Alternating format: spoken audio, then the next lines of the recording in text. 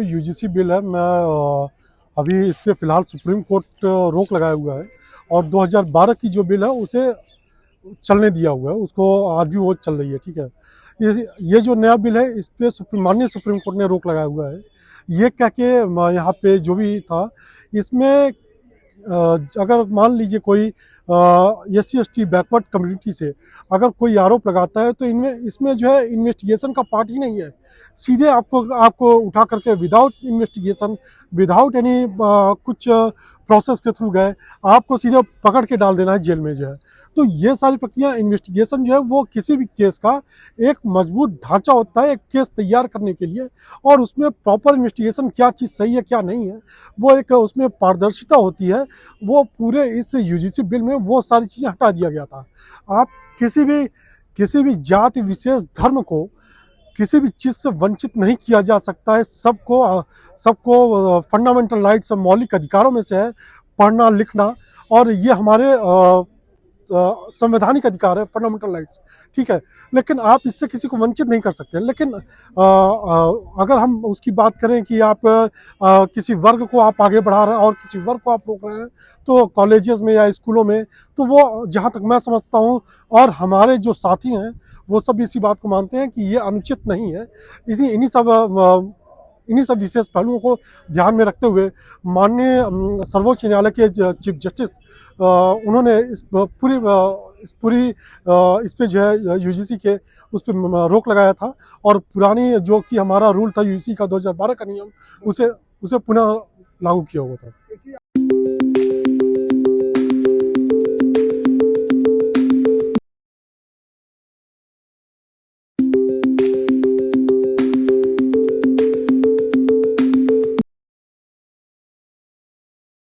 मैं आपको बताऊं कि जो भी काम होते हैं सरकार के, ठीक है, कहीं ना कहीं वोट बैंक के लिए होते हैं।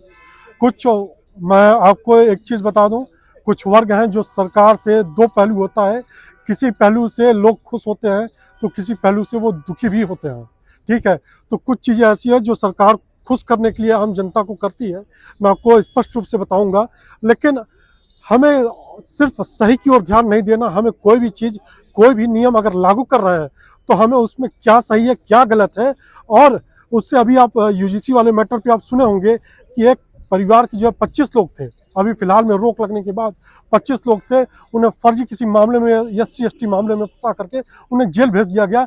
ये मैं नहीं बता रहा हूँ, मैं तो चश्मदीद नहीं, प्रेस के थ्रू और मीडिया के थ्रू, अखबारों के थ्रू पढ़ने में आया है। तो आप देख सकते हैं कि कैसे किसी भी नियम का जो है ये सब दुरुपयोग करते हैं। तो आप एग्जाम्पल देख सकते हैं, उदाहरण के तौर पे मैं आपको बताना चाहूँगा। इन्हीं सब चीज़ों को माननीय सर्वोच्च न्यायालय ने, माननीय न्यायाधीश महोदय ने ध्यान में रखते हुए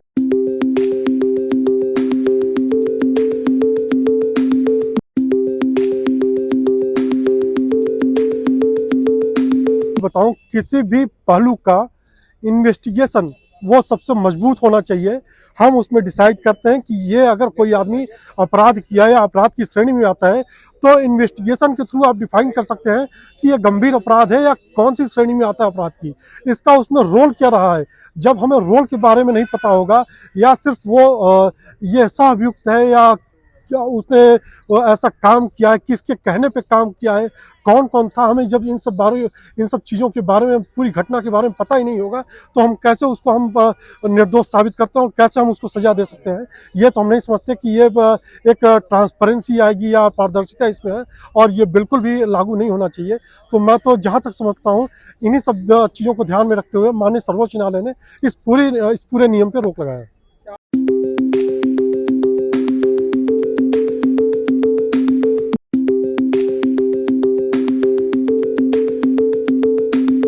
SC ST कानून के बारे में विचार होना भी चाहिए। मैं एक बता दूं कि आपको अगर कोई आदमी ST SC एक्ट में बंद है और वो 20 सालों से बंद है, पहली चीज तो उसका सारा जीवन तो जेल में बीत गया। अब वो अगर ओल्ड एज में निकला तो वो क्या कमा पाएगा, क्या कर पाएगा, न परिवार को समय दे पाया जो उसका महत्वपूर्ण समय था, ना तो उसको परिवार को दे पाया, ना तो अपने बच्चे को दे पाया, ना बीवी को दे पाया। और मैं आपको एक सबसे अच्छी बात बताऊं तो हमारे लॉ में कहा गया है, bail is the rule and jail is the exception.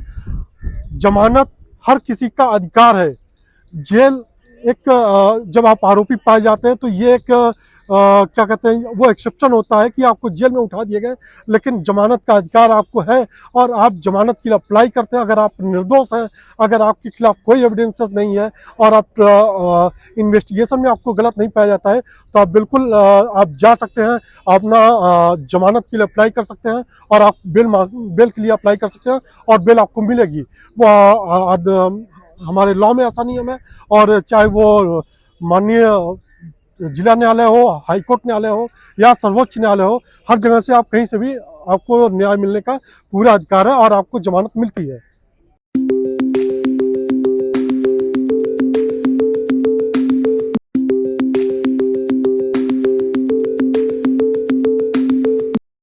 देखिए, सबसे पहले जो यूजीसी आया है, इसका कोई भी बिल आता है, अगर पहले कोई भी बिल बनाया जाता है तो पब्लिक में इस चीज़ को प्रेजेंट किया जाता है और पर्पस यही होता है कि पब्लिक क्या इसके फेवर में है या फिर इसके अगेंस्ट में है, यही जानने के लिए इस बिल को पब्लिक में दिया जाता है। और इस बिल को जो आने के बाद बहुत पब्लिक है जो सेटिस्फाइड नहीं है, और उसके लिए कोर्ट में इसके लिए प्रोसीडिंग हुई और कोर्ट ने इसका स्टे ऑर्डर पास किया है। और रीज़न यही था कि कहीं ना कहीं इसमें जो बिल में जो पनिशमेंट है, वो एक पर्टिकुलर ग्रुप के लिए फेवर में है। लाइक जनरल के लिए कोई ऐसा रूल बनाया नहीं इन्होंने। अगर इन केस है कोई ऐसा फ्यूचर में कोई आप ये नहीं कह सकते हो कि जितने भी केसेस होंगी उसमें ओबीसी और मतलब जितने भी चीज़ें होंगी ओबीसी के खिलाफ होंगी, या फिर जो अदर क्लासेस हैं, लोअर क्लासेस हैं, उन्हीं पे ही ये सब चीज़ें होंगी।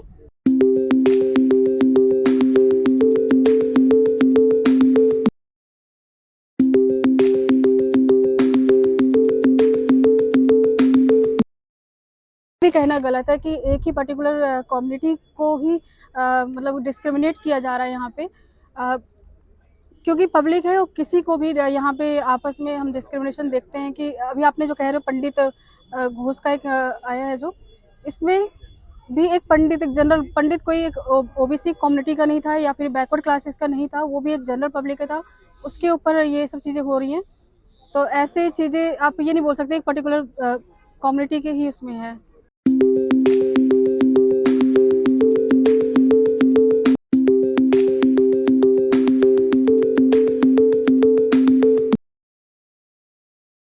ये है कि जो इसमें सब कुछ ठीक है, क्योंकि पहले 2019 में और 2000 अराउंड 15 में आई थिंक 2 केसेस हुए थे जिसमें स्टूडेंट ने सुसाइड किया था यूनिवर्सिटीज़ के, और उसी पे ही सुप्रीम कोर्ट ने ऑर्डर पास किया था और उनको यूजीसी को कहा था कि इस पर आप कानून बनाओ, प्रॉपर बिल बनाओ, रूल बनाओ, क्योंकि इसमें जो सुसाइड हो रहे हैं लोअर कास्ट के लोग ही इसमें हरास हो किए जा रहे हैं, तो इस पर आप कानून बनाओ। इस पर कानून बनाया गया और यूजीसी ने अपना काम किया।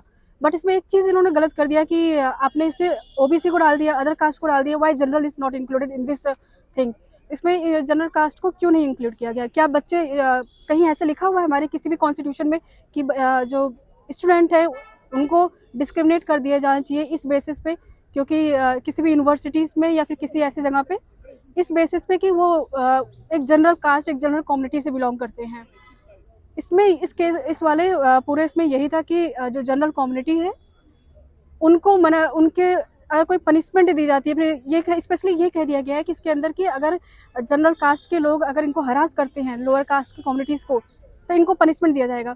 ठीक है, पनिशमेंट उसके लिए इक्विटी एक अपॉर्चुनिटी का एक बनाया गया है सेंटर भी, दैट इज़ फाइन। बट उसमें जो सेंटर में कहीं भी आपको जनरल कास्ट के किसी को बैठाया नहीं गया है, उसमें कोई भी जनरल कास्ट से कोई भी नहीं है। अब और साथ में जो भी पनिशमेंट, अगर वो ऐसी चीज़ें होती हैं, आप ऐसे कैसे रिस्पॉन्सिबिलिटी आप ले सकते हो कि ये चीज़ जो हो रही है सारी चीज़ें किसी जनरल ने ही किया होगा, आपस कम्युनिटी में भी हो सकता है। आप इसमें यही तो बोल रही हूँ, ये सब चीज़ें जो हैं एक यूनिवर्सिटी लेवल पे, एक एजुकेशन लेवल पे नहीं होना चाहिए। ये जो इन्होंने बना रखा है स्पेशली जनरल कास्ट को एक्सक्लूड कर दिया है इस, और कहीं पे इनको इंक्लूड नहीं किया है। किसी इक्विटी जो अपॉर्चुनिटी सेंटर बनाया गया उसमें किसी जनरल कम्युनिटी को नहीं बैठाया गया है। और इसमें पनिशमेंट में स्पेशली इसमें ये नहीं मेंशन किया है कि इन फ्यूचर अगर किसी जनरल के साथ कुछ ऐसे यूनिवर्सिटीज़ में होते हैं, कोई ऐसा ऑफेंसेस होता है इस रिलेटेड, लेट सपोज ओबीसी ने ही जनरल्स को साथ कुछ ऐसे कर दिया है, उसका कहाँ गाइडलाइंस।